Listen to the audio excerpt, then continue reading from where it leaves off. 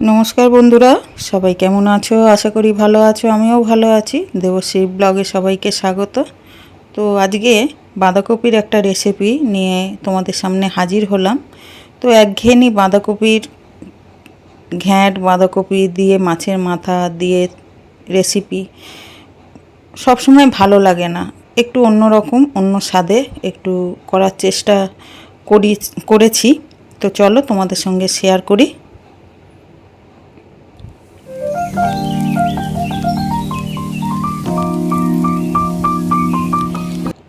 তো একদমই নিরামিষ পদ্ধতিতে আজকে বাঁধাকপির রেসিপি তোমাদের সামনে হাজির করলাম।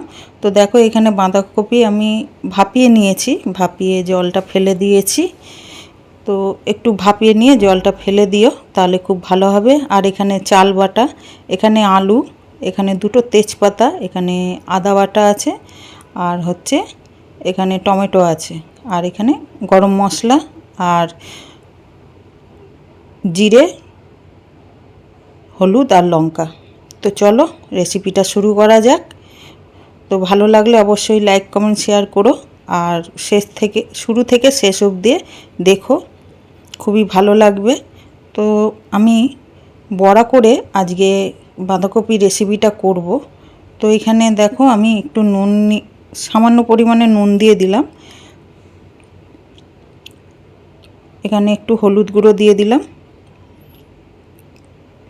দিয়ে এটাকে ভালো করে আমি মাখিয়ে নেব। রেস্টে রাখার, যদি রাখতে পারো তো রেস্টে একটু রেখে দিও, কেননা বাঁধাকপিটা সিদ্ধ করে নিয়েছি, যার জন্য আর রেস্টে রাখার প্রয়োজন নেই। তোমরা চাইলে একটু মেখে রেখে দিও, খুবই ভালো হবে। তো আমি আর রেস্টে রাখবো না, কেননা আমাকে রান্নাটা তৈরি করতে হবে, কেন খুবই দেরি হয়ে গেছে। তো তাড়াহুড়োর মধ্যেই রেসিপিটা আমি করলাম।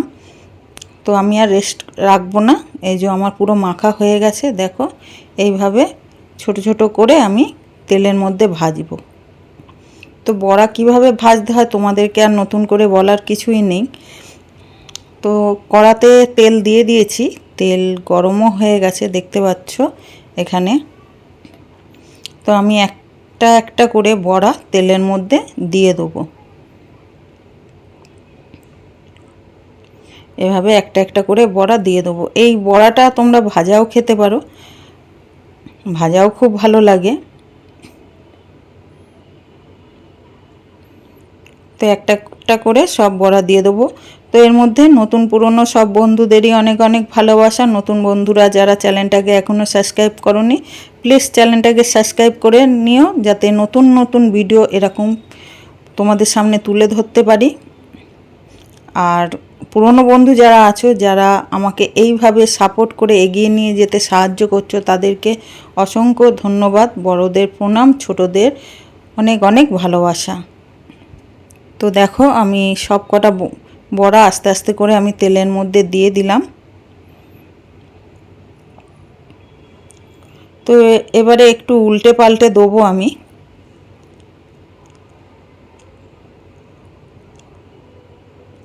তো এইভাবেই সব কটা বড়া আমি ভেজে নেব। তো দেখো, এখানে বড়াগুলো ভাজা হয়ে গেছে।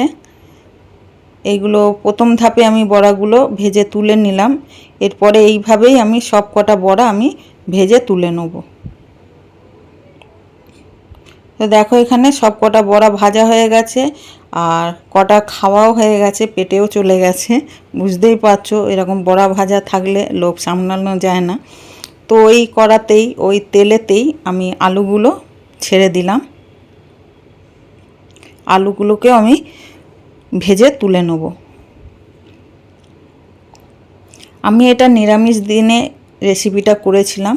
তোমরা চাইলে এতে পেঁয়াজ, আদা, রসুনও দিয়ে অ্যাড করতে পারো। অন্য দিনেও তোমরা এই রেসিপিটা করতে পারো, ওটাও খুব ভালো লাগবে। তো আমি নিরামিষ দিনে আমি এটা করলাম। নিরামিষ দিনে একটু রেসিপি করতে একটু মানে মাথা ঘুরে যায়, কি করব কি না করব, তার জন্য এই রেসিপিটা তোমাদের সাথে শেয়ার করলাম। তো একটু হলুদ দিয়ে দিলাম। হলুদ দিয়ে আমি আলুটাকে ভেজে নেব, ভেজে তুলে নেব।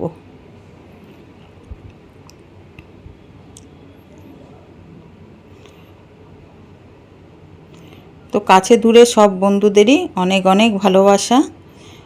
তোমরা যে এইভাবে আমাকে এগিয়ে নিয়ে যেতে সাহায্য করছো। আর তো দেখো আলুগুলো ভাজা হয়ে গেছে, আলুগুলোকে তুলে নেবো আমি। সব আলুগুলোকেই আমি তুলে নেবো। আলুগুলো তুলে নিয়েছি, দেখতে পাচ্ছ এখানে আলুগুলো ভাজা হয়ে গেছে। তো ওই তেলেতেই আমি দুটো তেজপাতা আর অল্প গোটা জিরে ফোড়ন দিলাম।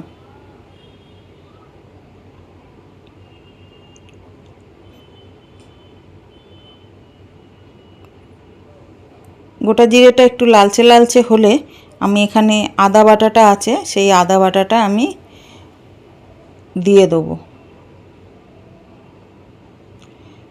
তার আগে আমি টমেটোটা দিয়ে দিলাম তেলের মধ্যে। টমেটোটা দেওয়ার কারণ, টমেটোটা একটুখানি দিলে, আদাটা দিলে অনেকটা ছেটকায় না। যে আদার বাটা যেটা দেওয়া হয় তেলের মধ্যে একটু ছেটকায়, তো তার জন্য আমি টমেটোটা আগে দিয়ে দিলাম। আর একটু গলেও যাবে তাড়াতাড়ি। আর এখানে আদা বাটাটা দিয়ে দিলাম। একসঙ্গে দুটোই আমার নেড়েচেড়ে নিয়ে নেব।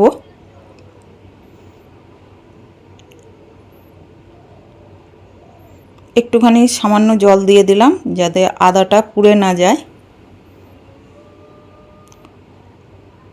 ভালো করে নেড়েচেড়ে নেব।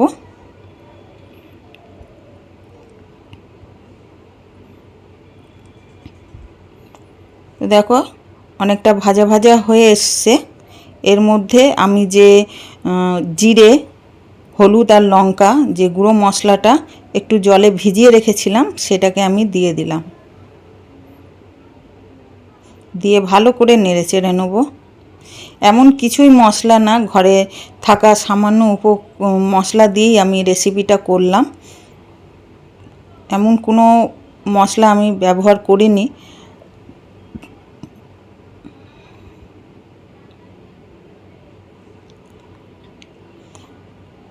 ঘরে থাকা উপকরণ দিয়েই আমি রেসিপিটা তোমাদের সামনে শেয়ার করলাম। পরিমাণ মতো নুন দিয়ে দিলাম এবার আমি।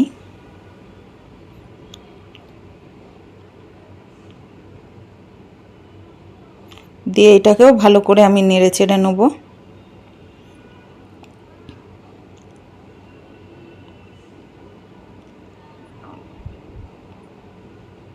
ভালো করে কষিয়ে নেব আমি মশলাটাকে। দেখো আস্তে আস্তে তেল ছাড়তে শুরু করে দিয়েছে মশলাটা থেকে।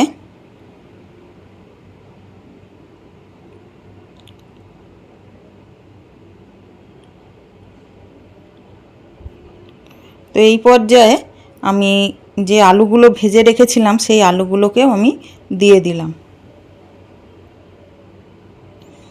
আলুগুলো আমি মশলার সাথে একটু কষিয়ে নেব।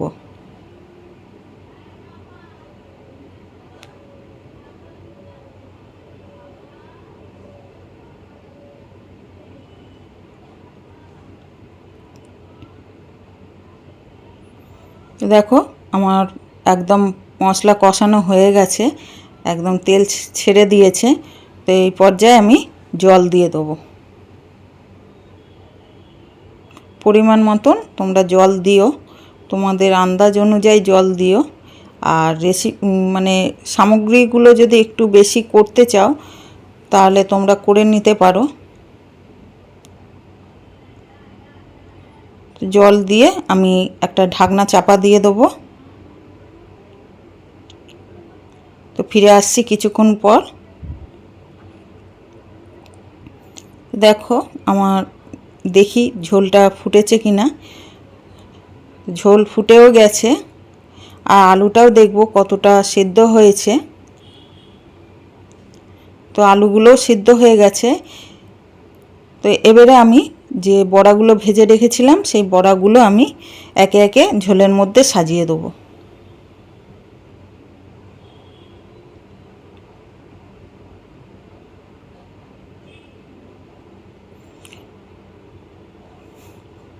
আর যদি নতুন বন্ধুরা যদি এরকম ভিডিও পেতে তোমাদের পছন্দ হয় তো একটা সাবস্ক্রাইব করে পাশে থেকো, যাতে নতুনত্ব ভিডিও তোমাদের কাছে আমি তুলে ধরতে পারি।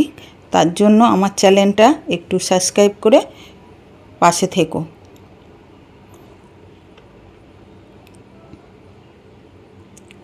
দেখো ঝোলটা ফুটতে শুরু করেছে, তো আমার রেসিপিটা হয়ে গেছে। আমি গরম মশলাটা যেটা ছিল সেটাকেও দিয়ে দিলাম, দিয়ে ভালো করে আমি নেড়েচেড়ে নেব।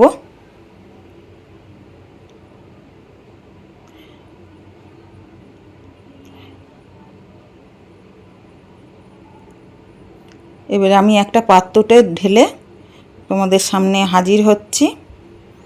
তো দেখো অনেক সুন্দর কালার এসছে, খুব সুন্দরই কালারটা এসছে। তো দেখো একটা পাত্রতে ঢেলে নিয়েছি, তো কেমন হয়েছে অবশ্যই কমেন্টে জানিও, কেন তোমাদের কমেন্ট পড়তে আমার সত্যি খুব ভালো লাগে। আর কে কোথা থেকে দেখছো নতুন বন্ধুরা অবশ্যই আমাকে জানিও কমেন্টে। তো আজকের মতন এখানেই, আবার নতুন কোনো ভিডিও নতুন কোনো ব্লগ নিয়ে তোমাদের সামনে হাজির হয়ে যাব।